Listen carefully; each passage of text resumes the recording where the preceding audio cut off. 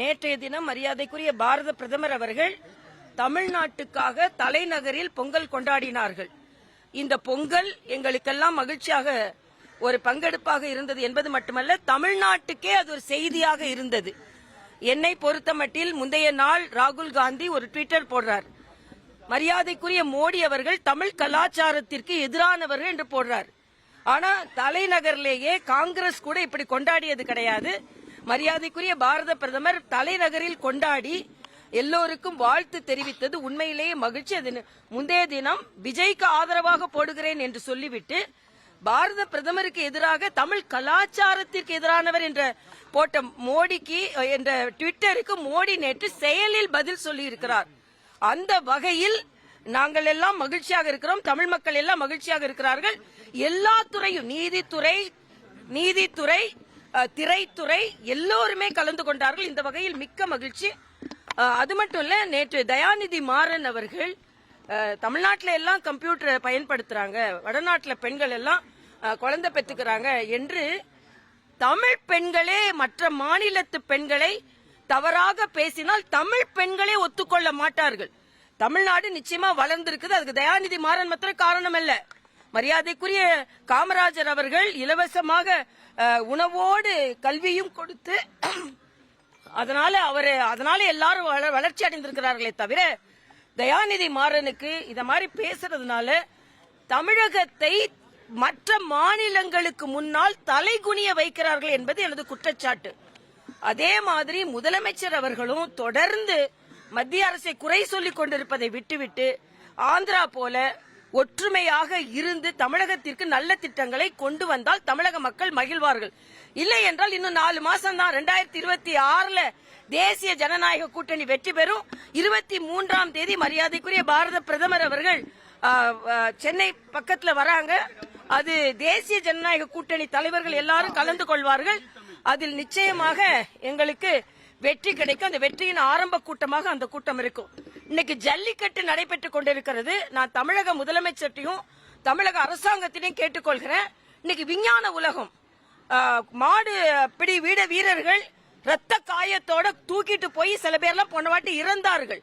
ரத்தம் அவர்களுக்கு தயாராக வைத்து மருத்துவமனையே ஜல்லிக்கட்டு இடத்துல கொண்டு வச்சு நீங்க பரிசு பொருட்களுக்கு கொடுக்கின்ற மரியாதையை, சிறப்பு விருந்தினர்கள் முதலமைச்சர் அவர்கள் போன்றவர்களை வருகைக்கு கொடுக்கின்ற முக்கியத்துவத்தை, அங்க ஒரு மொபைல் ஹாஸ்பிட்டல் வச்சு பிளட் டிரான்ஸ்பியூஷனோட ஃபெசிலிட்டிஸ் வச்சு அங்க மாடுபிடி வீரர்கள் யாரும் காயப்படக்கூடாது, உயிரிழக்க கூடாது என்ற நோக்கத்தையும் கொள்ள வேண்டும் என்று நான் கேட்டுக்கொள்கிறேன்.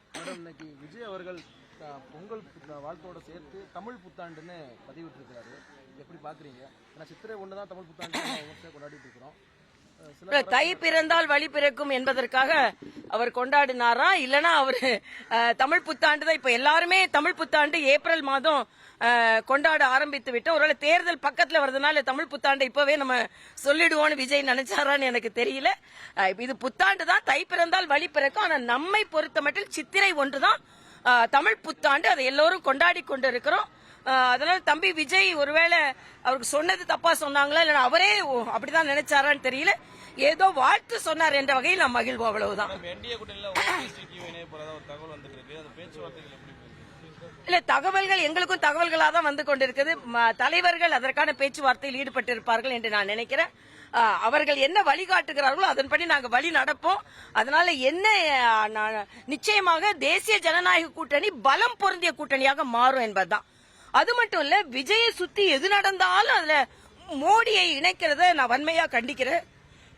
அது ஜனநாயகனா இருக்கட்டும், சிபிஐயா இருக்கட்டும், எல்லாத்திலையும் மோடி அவர்களை இணைத்து பேசும் பொழுது நீங்கள் மோடியை பார்த்தும் பயந்து கொண்டிருக்கிறீர்கள், விஜயை பார்த்தும் பயந்து கொண்டிருக்கிறீர்கள் என்று எனக்கு தெரிகிறது. நிச்சயமாக யார் வந்தாலும் வராவிட்டாலும் இன்றைய ஜனநாயக தேசிய ஜனநாயக கூட்டணி வெற்றி கூட்டணியாக அமையும். நிச்சயமாக நாங்கள் வெற்றி பெறுவோம், எந்த மாற்று கருத்தும் இல்ல. தேர்தல் வர வர வர திமுக பயங்கர பதற்றத்தோடு இருக்கிறது. ஸ்டாலின் அண்ணன் ஸ்டாலின் ஒரு கருத்து சொல்றார், தயாநிதி மாறன் ஒரு கருத்து சொல்றார், உதயநிதி அதுக்கு மேல புதிய கல்விக் கொள்கை இந்தி திணிப்பு என்று சொல்கிறார். இந்தி திணிப்பு என்று சொல்கிறார். இந்த பராசக்தியை பார்த்தா இன்னும் கேட்டா இன்னைக்கு காங்கிரஸ் துண்டு துண்டாகி இருக்கிறது. நிச்சயமாக. அதோட RS பாரதி சொல்றதா எனக்கு சிரிப்பா வருது. அன்றைய காங்கிரஸ் வேறையா, இன்றைய காங்கிரஸ் வேறையா? ஆக அவங்க படத்துல காமினது அன்றைய காங்கிரஸ் தான், இன்றைய இருக்கு. அப்ப அன்னைக்கு இருந்தது காந்தி காங்கிரஸ், இன்னைக்கு சோனியா காந்தி காங்கிரஸ் அவங்களே ஒத்துக்கொள்கிறாங்க. அப்ப அன்னைக்கு இருந்த காங்கிரஸ் வேற, இன்றைக்கு இந்த காங்கிரஸ் வேறனா சுதந்திர போராட்டத்துல போராடிய காங்கிரஸ் அது கிடையாது அப்படின்னு ஒத்துக்கொள்கிறார் RS பாரதி அவர்கள். ஆக கூட்டணிக்காக எவ்வளவு கீழ்த்தரமாக கருத்துக்களை சொல்ல முடியும் என்பதற்கு RS பாரதி போன்றவர்கள் ஒரு முன்னுதாரணம். ஆக இன்னைக்கு அன்னைக்கு காங்கிரஸ் இல்ல, அது மாதிரி அன்னைக்கு திமுக கிடையாது. அப்போ அன்னைக்கு இலங்கை தமிழர்களை சுட்டுக் கொண்டது அன்னைய திமுக கிடையாது, அன்னைய காங்கிரஸ் கிடையாது. இப்படியே நீங்க சொல்லிக்கொண்டே போங்க. ஆனா திராவிட முன்னேற்ற கழகம் தங்களுக்கு எப்படி இருக்கணுமோ அதே மாதிரி சரித்திரத்தை மாற்றுவார்கள் என்பதற்கு RS பாரதி போன்றவர்கள், அது மாதிரி அண்ணன் துரைமுருகன் 1000 ரூபாய் கொடுக்கறோம் 3000 ரூபாய் கொடுக்கறோம் ஓட்டு போட்டுருங்க. ஆக நீங்க 3000 ரூபாய் கொடுக்கறது நாட்டுக்காக இல்ல, மக்களுக்காக இல்ல, ஓட்டுக்காக என்று நீங்களே வெளிப்படையாக சொல்லிக் கொண்டிருக்கிறீர்கள். அதனால 2026 மிக நல்ல திட்டங்களை நாங்கள் கொண்டு வருவோம். நிச்சயமாக நாங்கள் வெற்றி பெறுவோம். பிளே ஸ்டோர் மற்றும் ஆப் ஸ்டோரில் இருந்து பாலிமர் செயலியை QR கோடு மூலம் பதிவிறக்கம் செய்யுங்கள். செய்திகளை உடனுக்குடன் பெறுங்கள்.